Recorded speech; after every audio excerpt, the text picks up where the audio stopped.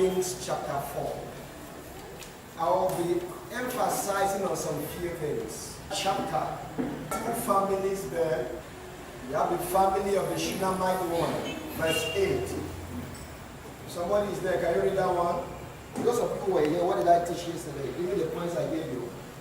I gave you about 5 reasons why you are engaging family preservation. Why do family needs preservation? And I gave you about 4 points how to engage family preservation, right? I was enumerating from the family of Martha, Mary, and Lazarus. Hallelujah. Can I have the point? Why do family need preservation? Number 1. Because the family is God's institution on the earth. Number 2. It is the channel through which the plan and purposes of God are fulfilled. It is a channel through which the plan and purposes of God are fulfilled on the earth. Yes? It is the foundational block for every nation that will thrive or society. Number 5. It is a place where destinies are nurtured and preserved. So, and I said, how do you engage family preservation? Number 1. Invite God to be the friend of your family. Invite Jesus to be the friend of your family. Make Jesus. They came and told Jesus that your friend Lazarus is sick. You and I have the account of Martha, Mary, that Jesus was a friend to that family. He was a friend. A family that will thrive is a family that has embraced Jesus at the center of that family. You've made him at the center of that family. Number 2. Position your family in Christ and enjoy the gratification, enjoy family preservation. Hallelujah. Bible says, and Martha sat at the feet of Jesus. Luke chapter 10. Sat at the feet of Jesus. Luke chapter 10, 42. And what was hearing the word. And I said, a family that engages in the place of hearing the word, that engages in the place of the word, is a family that will raise people that will thrive with the enemy. You will raise children, you will raise people that will thrive with the enemy at the gates. All right. In 2 Kings chapter 4, verse 8, that one time, as often as Elisha passed by, there was a woman of Shunem, who said, Bible says she was a great woman. She was a wonderful woman. And all that. Scripture says this woman was a great woman. She was married.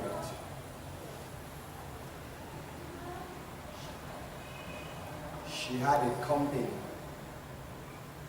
They had servants. But they had a problem. What was the problem with that family? They never had children. Take note, I'm taking you to somewhere. She was great, influential, prosperous states. How do I know they had an estate?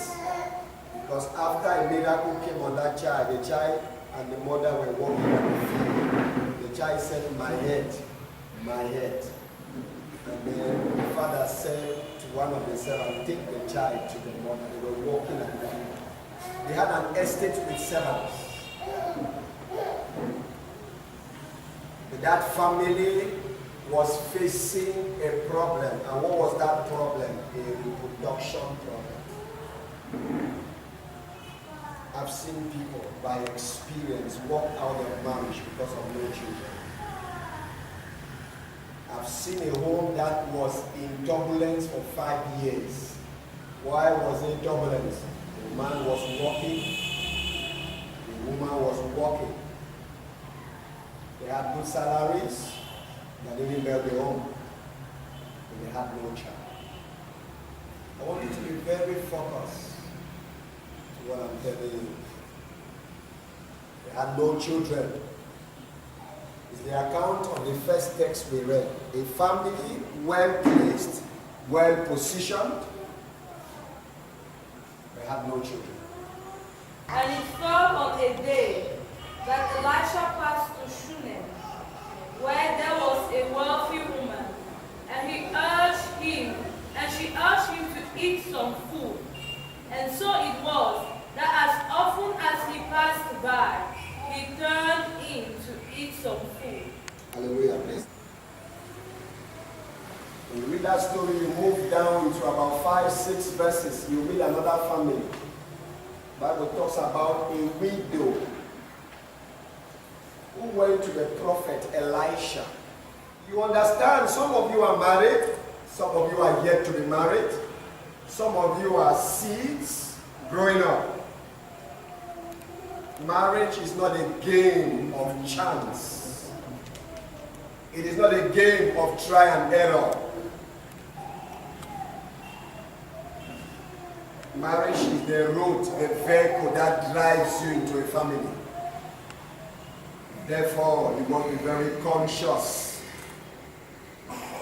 and you move into those things. All right? Okay, go now to verse 1 of the chapter. Now, there cried a certain woman of the wives of the sons of the prophet unto Elisha, saying, Your servant, my husband, is dead, and you know that your servant did fear the Lord, and the creditor has come to take unto him my sons to be slaves. The man had 2 sons. That's another family. Alright? The chapter opens up with the family, and it moves to verse 8 and opens up to another family. The first family was heavily poor. Some homes are being destroyed today because of financial crisis. There are families facing a lot of challenges today. And money is the problem. By research that I've conducted, I've read, it proves that 85% of family tension and marital tension is traceable to money. It's traceable to what? Money. Listen to me very well. It's traceable to what? Money. Listen very well. It is traceable to what? Money. Money. Many families are destroyed because of finance. Many families and many homes. Some, it's not like they don't have money. The money that they have is the reason of their problems.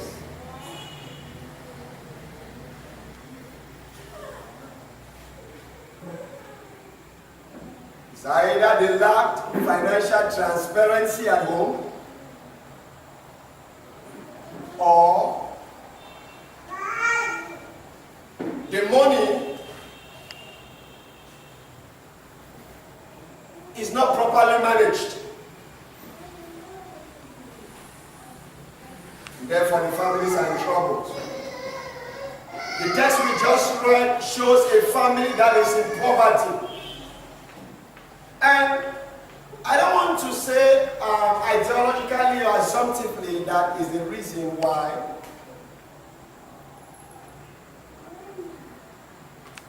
the woman's husband died. The Bible says in LIMBE. Can you serve God and die in poverty? Yes.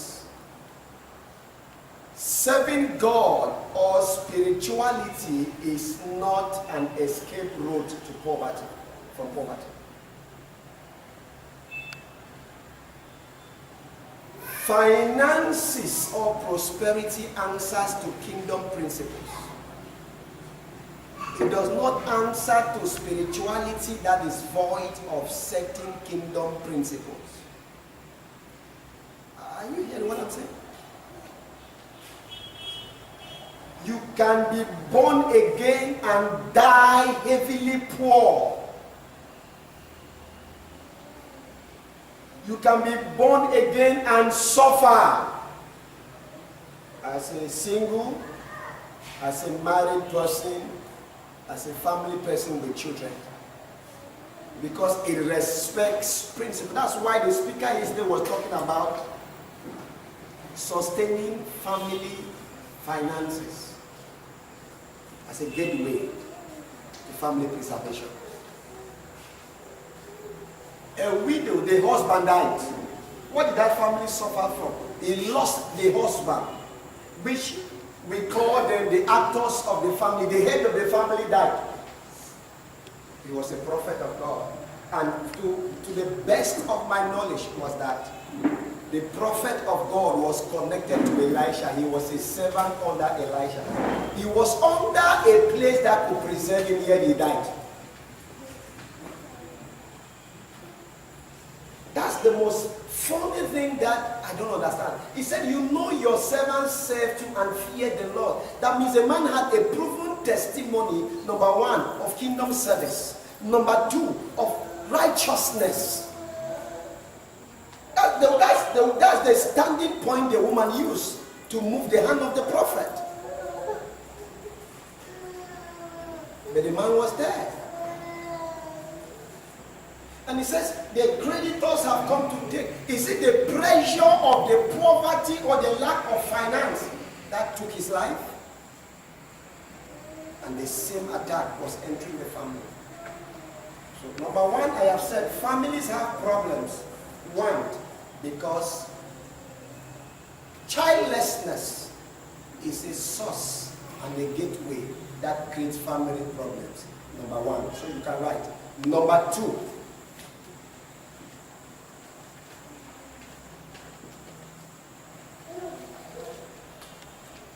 money is a fundamental problem. It's a fundamental issue that breeds family conflicts, marital conflicts. Money,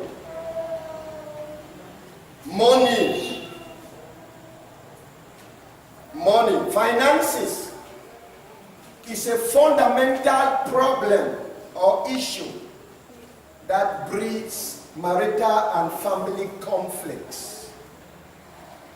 Whether you believe it or you don't believe it, you believe it when you get there or you're inside. Someday. Now when I talk about money, I look at money on two frontiers.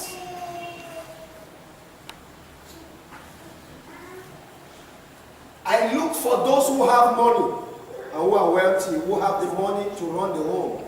What is the source? Number one, lack of financial transparency is a root cause. Lack of financial transparency in the marriage, in the family. Lack of financial transparency.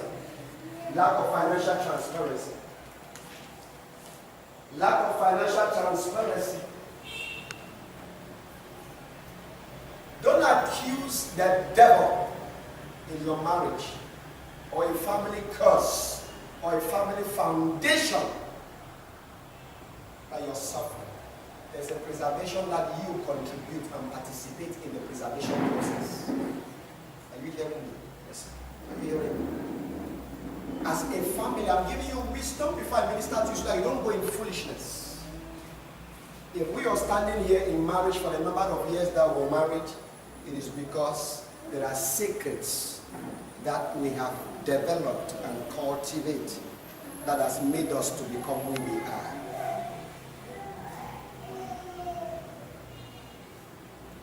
The much tensions in marriage is traceable to financial matters. The much tensions in home.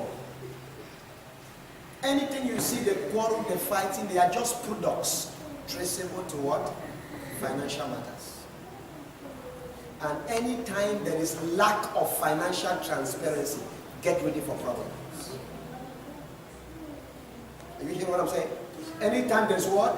Lack of financial transparency. There's one kingdom principle they gave me on the day I got married. When the preacher was preaching, Reverend Ugondo Emil,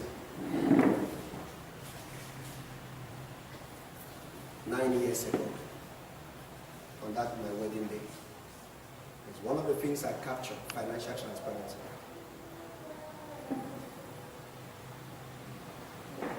It will call, if you know how to deal or handle financial transparency, it will save you from unnecessary suspicions.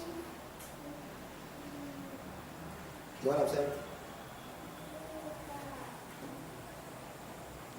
My wife cannot come and stand on my face and say, I need 200,000, I need 100,000. And I don't need to reiterate before her that I don't have money. If I say, T, I don't have money, you know my income. You know my money. You see my account. It's not hidden from me. I don't have money. We don't struggle to say money, money, money. We're not there. Do you get what I'm saying? Are you hearing me very well? We are not in that place of struggling. The day you choose to marry your man or you choose to marry the woman, then I guess you knew what you were getting into, except you got the blindness. Or you were not orientated before you got in. And much of the problems we have in families today and marriages are man-made created. Because we have decided to drive it our own way. And that's why we're suffering. That's why it looks like a complicated equation that cannot be solved. God did not create marriage to look like that or a family to run in that order. I have said it. If I live with a wife, let's say I live with her, and she barely asks me money, I give it to her. How much do you earn? I don't tell her, right? She can ask me anything because she knows that maybe I have the money. Are you guys what I'm saying? She has no idea of my income. She don't know that if she asks me when I don't give it to her, I say I don't have it, she thinks I'm lying because there is no evidence to back that statement. Are you hearing what I'm saying? Are you getting what I'm saying? So there's enough reasons for her to suspect me or probably counting me or referring me to be wicked if I don't translate what she's looking for. Now if you run in financial transparency, it will save you from unnecessary questioning and suspects in your home. There are reasons that sponsor suspicions in a family or a marriage when there is a lack of financial transparency. Somebody say amen. Amen. Say it again, say amen.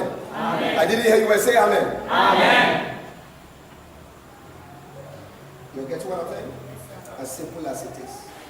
Financial transparency is simple. I'm talking financial matters because I'm helping you. Number two, on that same financial matter, develop a family income, a family budget, monthly. And what is your family budget? Your family budget is a total summation of your husband's income plus your wife's income. That becomes a family budget. What did I say? It's a summation of what? Let me drive to the women now fast. If I drive to the men.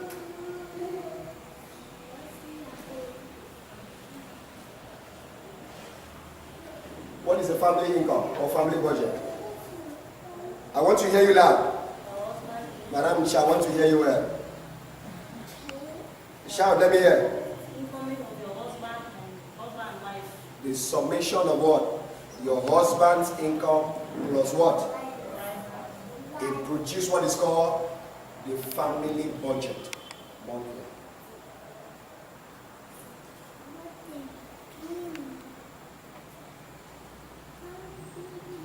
I'm afraid many people don't live that. They see that it's not true. On the car, the family conditions are not constant. That is what produces your family income. Now, when that family income comes, they taught you respect the financial principles and budgets. If you want God on your side, Bible says, remember the Lord your God, for it is He that giveth the power to make wealth. This is Romans chapter 8, verse 18. Remember the Lord your God, for it is He that giveth the power to make wealth. So when that income comes, remove the tithes.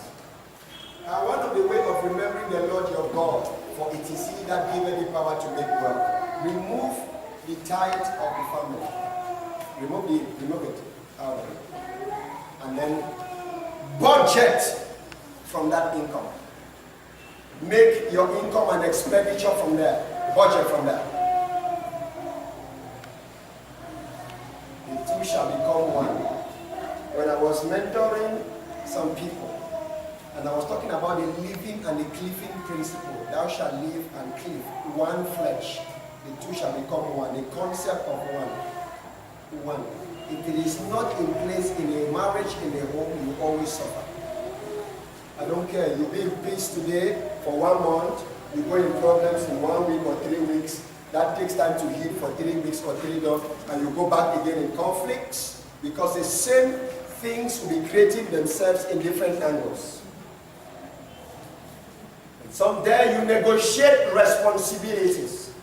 The time of the societies where we build that we say that the man is the absolute head that provides of the home actually is good. At that time, those days are over.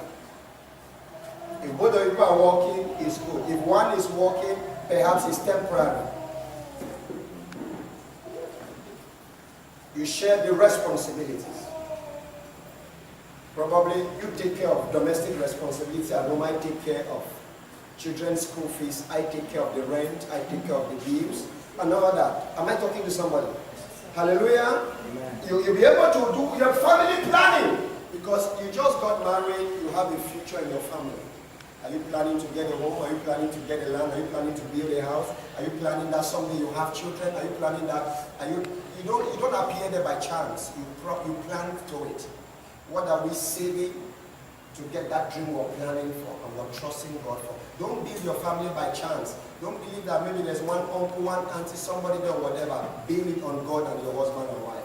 Anything that meets you on the way, thank God for the blessing and the surprise. But don't build or submit your family to develop by chance. Am I talking to somebody? There is no building by chance of a sustainable family and a sustainable home. So you have to have a plan, a budget. You plan. As you come on that budget, you plan. Conscious planning and agreeing. I have had, within the last 2 years, I've had serious issues. I have a lady who is now out of our home for almost about 6 months because of conflicts. And the conflicts is traceable to money, is traceable to this, there's a lot out of them.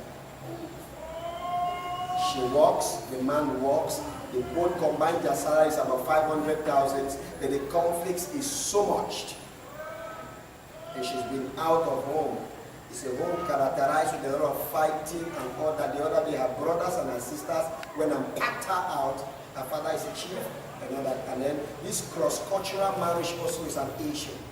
And she sees some Bulgaria, and the guy is coming from the west, and all that. The issue is something else. The mothers of the boys are saying this, these ones are saying that, and all that, and all that, and all that.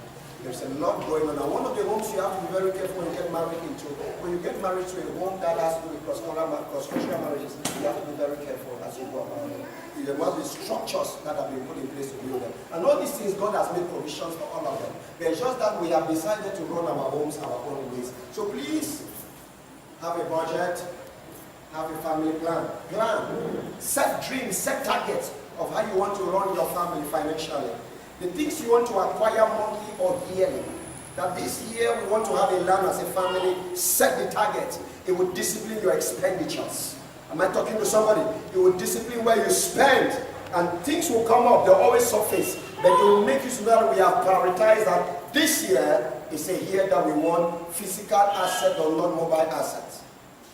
And all that. So you prioritize. If this year is a year we want to do human capital investment, either we're going back to school, we are improving, and we're investing on knowledge, human capital investment. Set your targets, and both of you people are committed to engage it. Am I talking to somebody? Yes, sir. Are you hearing me? Yes, sir. Except you're working alone. Not like I want to go to school, whatever, this one does not want to go to. I want to do this and this one does not want to go to. Set your target. From that budget, if we have an income of this, how do we realize this target? I might be the one going to go to school, my wife stays, and when I stop, she goes. There must be a plan. There must be targets, family targets. I'm just trying to show you the necessity of that agreement. So That home had financial tension. And then the other home where there's no money, the money is actually what is that? What I mean, the money that is there is not able to sustain the needs of the family. And that's a family that is living below the financial. It's a family with, let's say, some level of lack. You're not able to meet your bills, and therefore the family now lives on borrowing. You're either borrowing from A to survive, borrowing from B to survive. The family lives on borrowing. And that's where the prophets, the widow, he said, the borrowers are coming to collect my children. You borrow for children to go to school fees, to go to school. You borrow for house rent to be paid. You borrow for projects. You borrow for certain things. Just the pressure. That's when you discover that in marriage, love is not all that makes you and takes you into marriage. Because you love a man, you can't marry the man because you love a man. It is not even the number one condition for a successful marriage. It is not the number one thing that enhances your success in marriage. To love somebody who lacks the economic ability to sustain a home, be careful.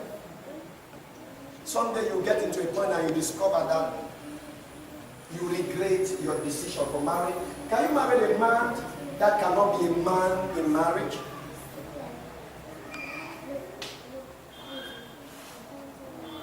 One of the Bible says, if a man is not able to provide for his home, then that man has denied the faith and is considered as an infidel. One of the things that makes a man ready for marriage is your ability to support your home, to provide for your home. The women comes to support us. My children know me, you poor know. I will not put a signature on any marriage for a man that cannot provide for himself. I denied many marriage before, some of you know that. Let them go and marry where they want to do. But if the man cannot provide it, I will not put my signature. You must not have much money. You must have a source of income.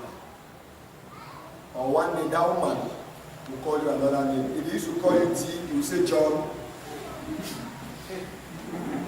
If your name is D John, then they will remove D and leave Joy.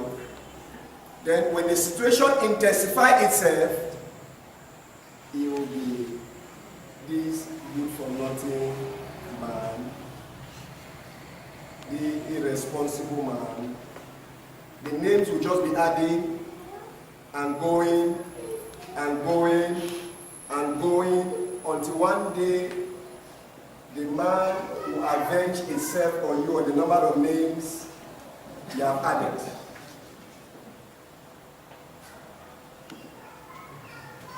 Never! Some of you will be parents tomorrow sitting to take bride price. When a man comes to marry your daughter, ask him. Don't only ask, verify. Already I'm on some marriage file now that I've told them to bring me the receipts of the bank account the man has and the source of income. There's no joke. I cannot take time and nurture and guide somebody for 10, 12, 15 years and I make one wrong decision that destroy everything I've worked for 15 years. Except I didn't know that I don't care about your life. If I care about your life, there are certain things. Even the man is earning 10,000 is better. And he has the potential to make that money tomorrow is better. Are you hearing what I'm saying? There must be a potential that you see that can design something. Don't marry an empty man. An empty man is not a man who does not have. Are you hearing me? Marry somebody with the financial potential. You can say marriage, listen, it's not love. Marriage, it might be look like it's love, but it is wrong on money. What did I say? It is wrong on what? You know bills I'm paying this January. If I tell you how much I've paid this January, you will not like it. When you woke up this morning, I'm sure when you left your house this morning, you left money like you. It's a regular expenditure. Sometimes I'm sleeping, they come and tap me like this, the kids have to go to school, transport.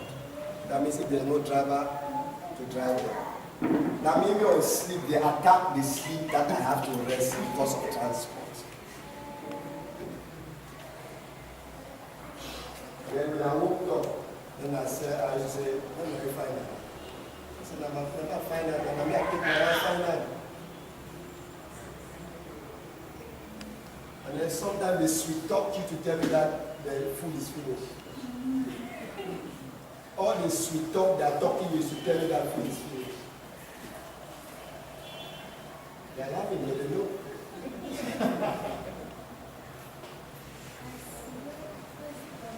Maybe they have noticed that every time they tell you that food is finished, your face changes, you have to sweet talk you, and they develop a mechanism to sweet talk you into your responsibility.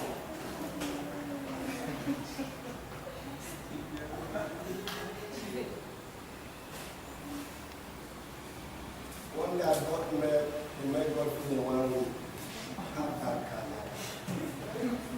They support that. That's what I mean. That means the history of 7 days. That made God finish in 3 days. And I want to give another to make it finish. I question the usage. I question. Why was all those questioning? It was an attack on my finance.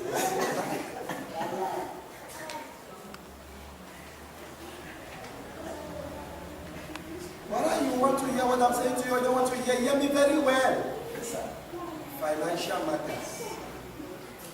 Sometimes, no, look at me and say, I are you going out? I'll make my shoulder and say, listen to me, you just stay. If I stay in this house, the next day my life will be under attack from your hands. So people should just allow me, let me go out and do what I have to do and walk my walk and I have to walk. Because don't do stuff to fool me and then I'm in trouble today.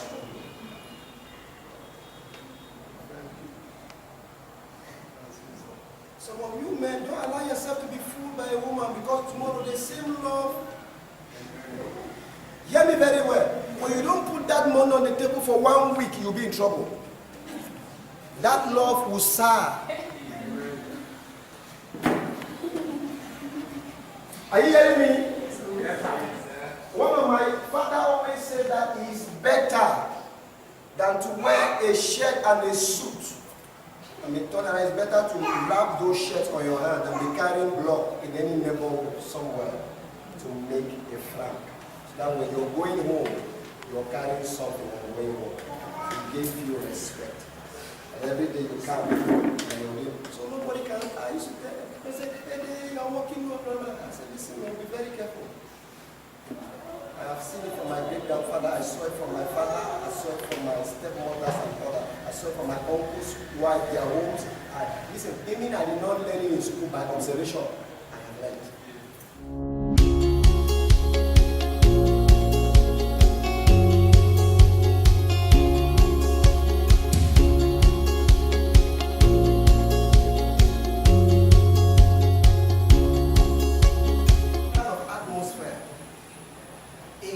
On your head.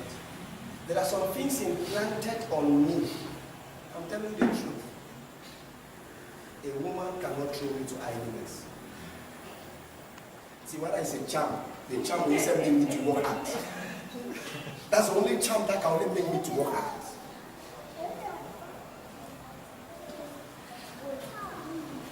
You lost your manhood responsibility in your inability to work and sustain your home as a provider. Am I talking to somebody? Are you hearing what I'm saying? There is no respect when you don't have a supportive financial power in a home and a family. That's it.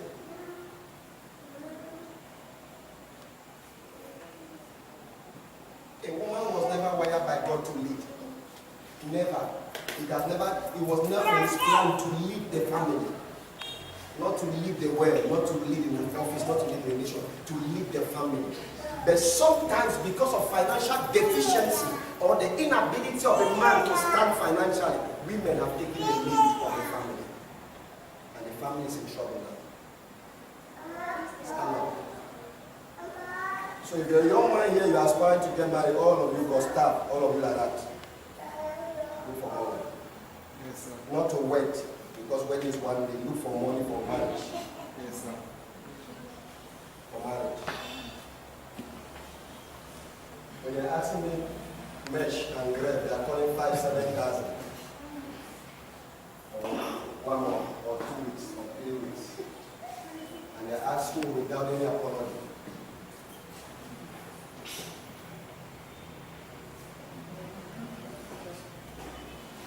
My children are about to go to the debtors, family crisis. So I've shown you some few things. Poverty in a home, much money or more money or average money will be a problem. Lack of money is also a problem. So who is the savior of your problem? Get God into your problem. What solved the problem of the Shunammite woman? A prophet. She connects. I perceive this is a holy man. When your family has a problem, locate a man of God. Not any kind of man of God that will tell you, say, slap your husband. Insult him. There are pastors today that are sponsoring the divorce of many homes and many families. They say, talk for you, fine.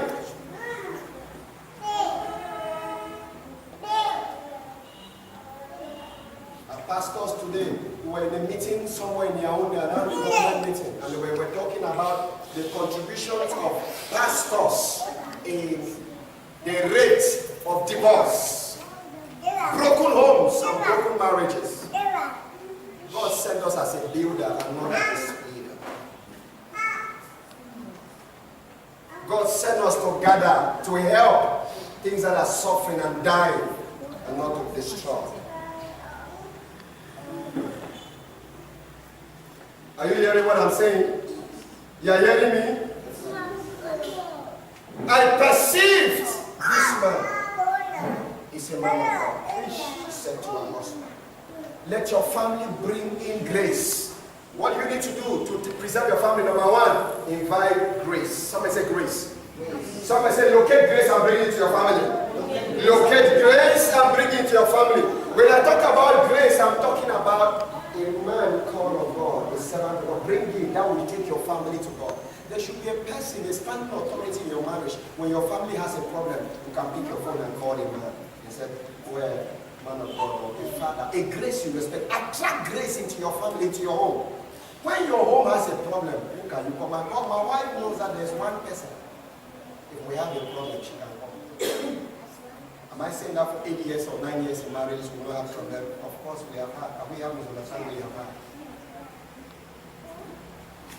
My spiritual father has been around to talk to us for 9 years in marriage to us. Not my father. Not my mother. Mama! Sometimes the way families intervene in marriage, they can amplify the situation more and destroy your home. And sometimes is your family even a model? My father's marriage is not a model, so he cannot even come there.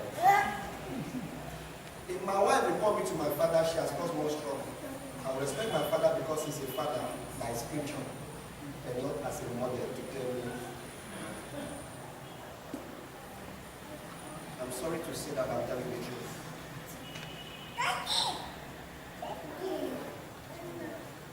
If my mother comes to the marriage, she'll protect my interest more. In fact, anything my wife will say, my wife is wrong. Because the Lord doesn't have me.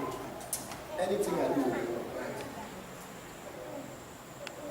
But somebody has to be mature enough to look into my hand and tell me that you are wrong. And I take it that I am.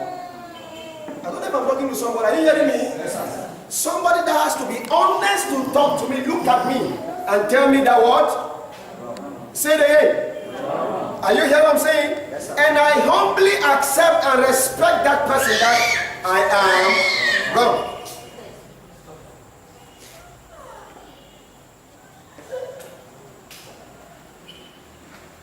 Do you know the problem of Abigail's marriage? That's 1 Samuel chapter 25. Is that grammar right? 1 Samuel chapter 25, yes. She said, your husband is a fool. His name is Leba, means fool. The next thing they said again, can somebody be rich and be a fool? Yes, some of you are married rich fools. You wanted to marry a tire. You want to marry a man who has a very big mega job working in one big company, but you married a fool. The next thing they said about is that no man, the servant said to him, he said, you know your man, no man can talk to him. When anybody wants to marry a man or marry somebody, the first thing I ask a girl, I tell the man, show me anybody in your life that you honor and you respect. And it's a voice that can talk to you. Hallelujah. It's somebody you can talk to. If there is no, don't ever you marry a man that no man can talk to him. And he listens. There is a voice that I hear it from a distance. If I was mad, I put myself together from a distance. Never married a man that no man can talk to him. And never married a woman that no man can talk to her. And she listens. That's the problem. No man can talk to her. One of my daughter left home, was married, somebody had a problem, her husband in the US, she left home. The husband called me from Cameroon. I called her, I said, where are you? She said, I went to Oklahoma. I said, right where you're standing, fly back. Fly to Texas, get there and stay there first. Then we start looking. Go and pay that ticket now and fly back. We talk. I want to ask you a sincere question. Why is the whose voice is on your marriage? Are you taking your problems of your home just to your parents? Every family has an interest in everything you want to do. Some every family. Maybe my father, maybe when I want to get married to my parents, they think that I was also supposed to get married at the time that I got married.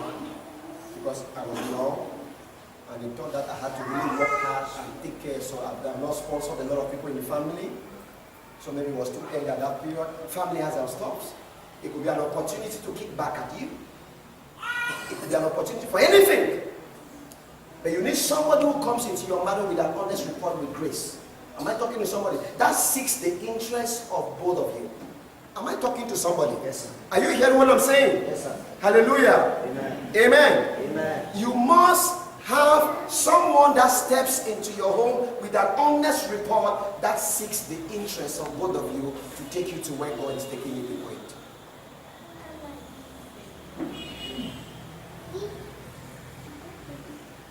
Attract grace into your home. Attract it. You need it. You need a spiritual covering on your home. He said, that's the grace I'm talking about. What does grace come about? It comes with wisdom. Somebody say wisdom. Wisdom. Grace brings wisdom into your family. Wisdom, how to handle complicated family issues. How to handle complicated marriage issues. Grace brings wisdom into your home. It brings wisdom, issues that are beyond your ability to handle. That wisdom comes to dissolve that complicated issues. Grace brings what is called what? The anointing. It brings a spiritual covering. The anointing was to break yokes, foundational issues, curses, foundations, spells operating on your home, disrupting things not to go the way they are supposed to work. Grace brings that anointing. It brings that spiritual power into your marriage. Do you know what it pleased me? That I'm traveling on the car, I was coming and I'm talking to my spiritual father for almost about 15 minutes. Just talking, discussing, and there are questions they'll ask you, you need to answer them directly. It brings blessings. What does grace do? It brings blessings. Do you know that when Elisha steps into the house in the woman of Zarephath, 1 Kings chapter 17, he said they had just one food to eat, one food, a last meal to bake it and eat. He said, bake it and bring it to me first. Food flowed into the house. It brings blessings. Somebody say blessings. Blessings. When you bring a prophet into your house and family, it brings blessings into your home.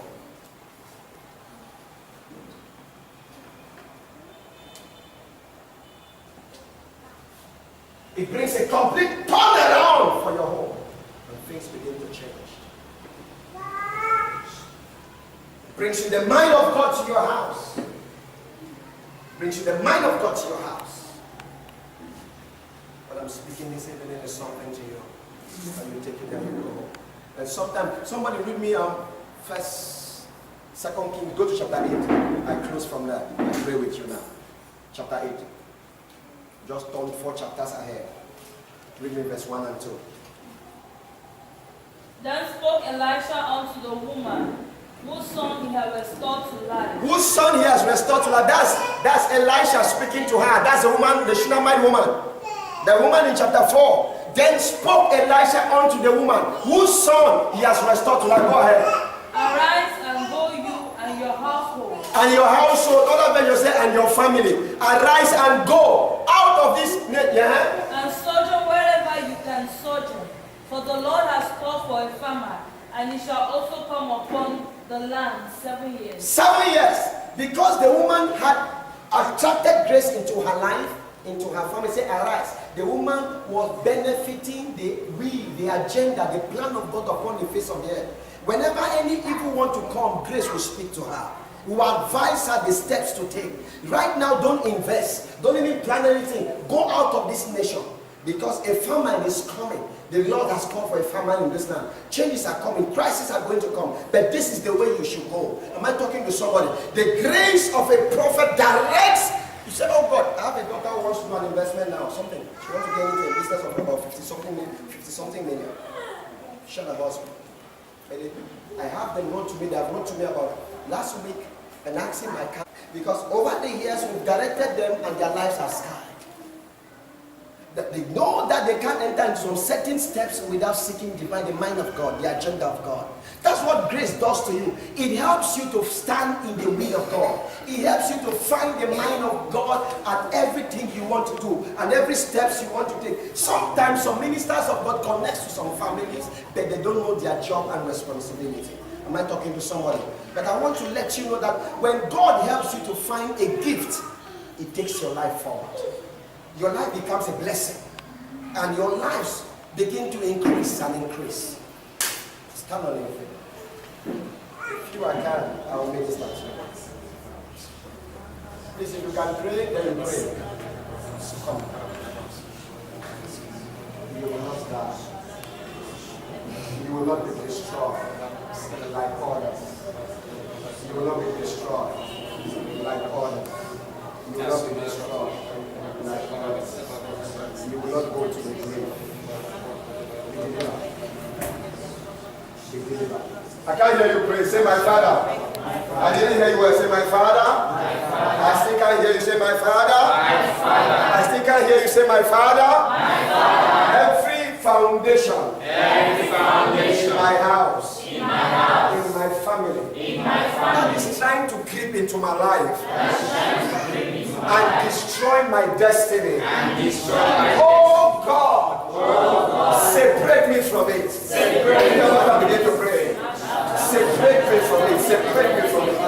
Every foundation of my house that is struggling to creep into my destiny, every power, every authority, every force, every authority, oh God, separate me from it.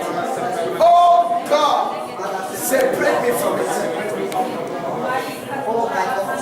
Oh God, separate me from it.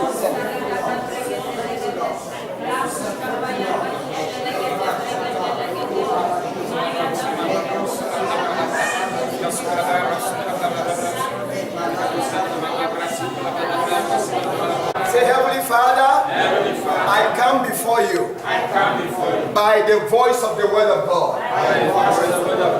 This night, and by the anointing on this altar, every manipulation of the enemy in my destiny, every manipulation going on in my family, every manipulation going on in my marriage, oh God, deliver us from it. Open your mouth and begin to pray. Deliver us from it. Oh God, deliver us from it. Deliver me from it.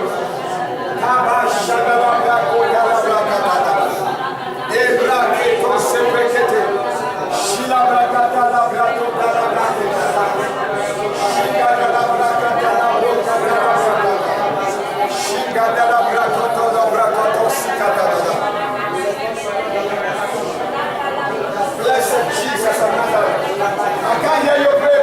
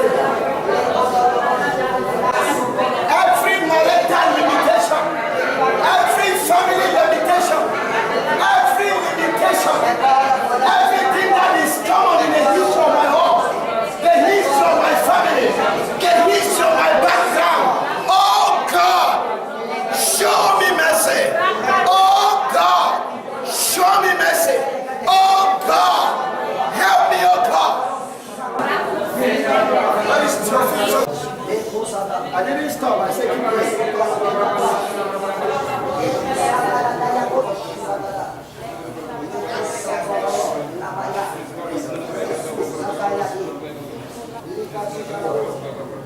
keep God of what I deliver me.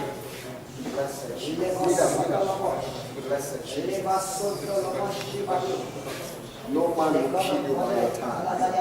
No man will destroy you before your time. No man will destroy you. By the hand of God laid upon you, you will not be destroyed. You will not be destroyed. Wipe her tears. When grace steps into a family, the story is different.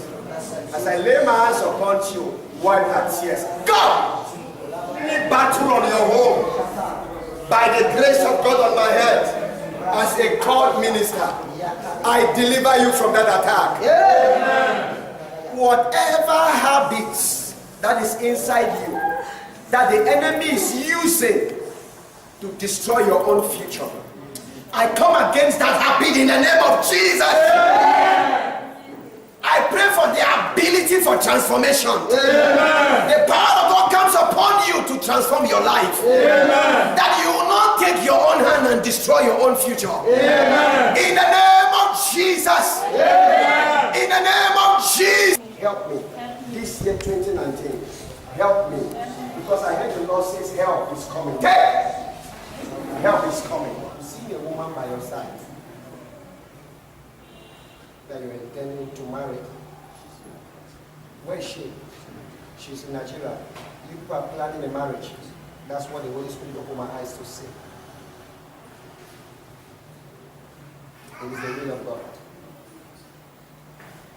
The reason why I speak it now, because the Lord wanted to confirm it. Because while you stood there, the Holy Spirit opened my eyes and I saw a lady by your left hand. And the rod is written on that left hand when I saw it in my will. But this relationship has gone through a lot of trouble. There have been a lot of battles going on the relationship. That's true. Very true. Thank you. It has to be very true because it's God speaking. It's not a man speaking. Okay? Because the Lord says, that's what I'm saying. I'm speaking because I want to talk to her. Because the battles, there are some things, because of wisdom, I might not see them on the public. Because what I'm speaking as like I'm seeing the dictation is right. There's writings are just passing on me now like this in clarity. It has been a lot of turbulence, broke, come, and all that. I've seen people separate, broke, come, break, come, right? That's what has been happening? Good. Yeah, because it is the will of God and God has to do something about it. Are you hearing me? Yes, I want to talk to her and then I give her the instruction of what God is saying. There's a message for you and what is for you is different from what is for her. So I want to speak to her. Give her my contact and let her write me on WhatsApp, okay? And I'll give her a message, that's all. Nothing to do with her. Just give her what God is speaking concerning the issues and all that. The Lord has to help you, okay? Listen to me, the Lord has to help you. Have you ever considered starting an independent ministry? You need to seek God for it. Okay? Seek God for it. I'm seeing you in an independent ministry, but the timing is not here now. What God is saying is that you're going to serve under a ministry, and you serve under that ministry for a period of about 7 years, and then He will launch you into what He's calling you. Because right now that I'm speaking to you, I'm seeing you like you've been called into a ministry to serve under. You are serving under a ministry. Yeah, in the capacity of what? A pastor, a minister? No, yeah, the minister. I've gone through leadership school and graduated. So I was supposed to go for a pastoral. Because I'm seeing you going to serve into a ministry for 7 years. The Lord is saying 7 years I'll take you into your assignment. So that's what I'm telling you, start seeking God for it because there's an assignment on your hand. Your period to serve on that place, I'm just directing your life. The reason why, because it's connected to the marriage I'm talking about. The reason why God is bringing this woman I'm talking about is connected to the mission that is coming after 7 years. Are you getting it? That's what I'm speaking. So it's very important. Okay? Bring that on. Father, let him know maybe the point there. Open the fast and point. As I lay my hands upon, I saw, I spoke as you gave it to him. He shall not fail. Anointed for me. I bless all of you in the name of